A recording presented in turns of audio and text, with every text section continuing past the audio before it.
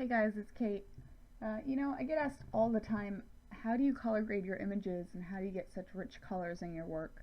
And obviously color is hugely important to me, but I think what people need to understand is that color is a function of not only hue, which is what people normally associate with color, hue meaning what actual color is this? Is it red? Is it blue? Etc. But color is also a function of luminosity, and when you start playing around with how bright or dark a color is, you can really start to learn to control and manipulate it to your needs. So with that being said, today I'm going to show you a little trick I use to manipulate that color luminosity. I play around with this for almost all my photos, landscape, portrait, you name it. And today I'm going to show you a quick example on this landscape photo I took last year. This is the Banks Peninsula in New Zealand. If you've never been, I highly recommend it. Super pretty. Anyway, I digress. So here we've got a photo of some lovely rolling farm country overlooking the ocean, very idyllic. But you can see from the image it's a bit washed out. So I took this while I was just kind of leisurely driving around, waiting on some friends, and it was the middle of the day, so kind of high sun, hazy, not really your optimal lighting conditions, but I think we can work with it. So a couple observations before we get started here.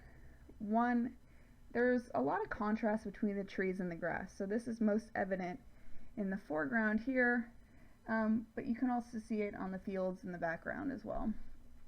Two, it's a bit overexposed, so it looks a bit desaturated, a bit washed out, but we don't want to drop the overall exposure because we've got a lot of good detail in the shadows in the trees here, and we want to retain that.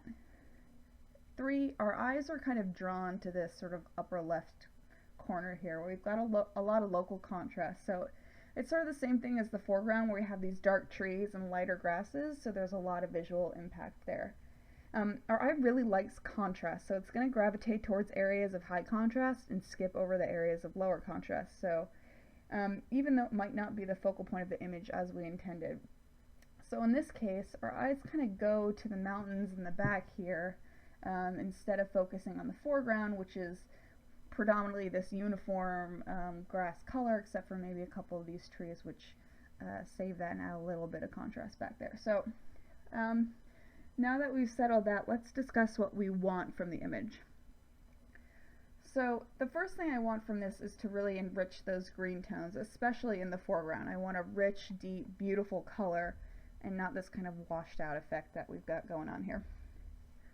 Two, I want the foreground to be the first thing we look at. So like we discussed, our eyes keep going back here, which is not really what we want. Three, I want this to look a little bit less hazy, so maybe not necessarily the background. We can retain some of the haze in the background because in nature we sort of expect to see less detail as our eye travels further away. But definitely in the foreground we want to retain or even enhance the contrast there. And four, this is the interesting one. I want the image to look more painterly. So what do I mean by this? In art, and particularly painted art, we don't have the advantage of working with a backlit computer screen and a zillion different colors.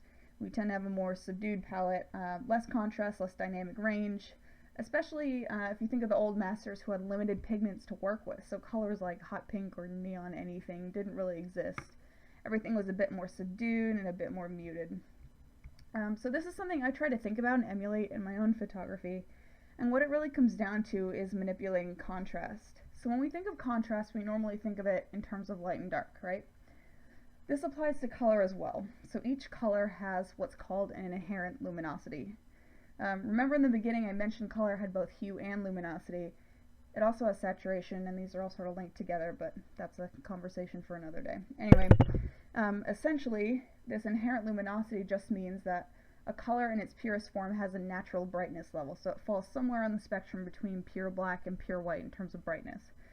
Now this is where it gets interesting, because in Photoshop, we have the means to manipulate that brightness or the luminosity level of each individual color. And ironically enough, one of the ways we can do this is by using a black and white adjustment layer. Now, I know you're thinking, black and white layer, it's going to strip out all the color in my image, why would I want to do that? So let me walk you through this here and I'll show you guys. So let's go ahead and we'll create our black and white layer here. Ta-da! Okay, now we've got a black and white image, cool, right? What we want to do here is, obviously we're trying to affect the luminosity of the color, right? We're not affecting color. We don't want this to be black and white. So what we can do is we'll take our blend mode, we'll switch it from normal, and we'll set it to luminosity. Now, if you notice here, I'll just toggle this guy on and off. Already you can see there's a bit of a difference between our original unedited image and with our black and white layer. And this is because our layer preset is set to default. So what I like to do is I like to just sort of toggle through these guys, these presets to start around, and just kind of see what looks good, and then tweak individual color channels as needed. So as you can see, just kind of cycling through these, it makes a really huge impact on our image overall.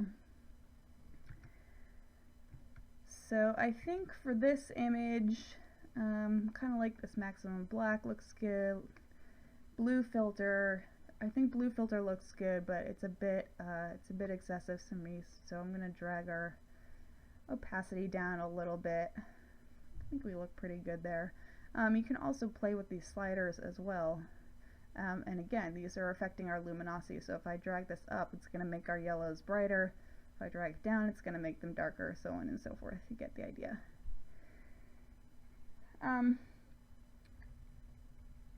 So let's talk a minute about what this is actually doing. We dropped the luminosity here of our yellows and our greens, but we've increased the luminosity of the blues, which are basically the three primary colors in this image. In other words, when we toggle this layer on and off, you'll see our yellows and greens are getting darker and richer, and our blues are getting lighter. So let's go back to our checklist for a second. So the first thing we wanted was enriched greens, especially in the foreground. We definitely have that. So by dropping the luminosities of the yellow and the green to a similar luminosity value to each other, we get this nice, rich, saturated green. Next, we wanted to reduce the contrast in the background, and it looks like we were pretty successful on that front as well.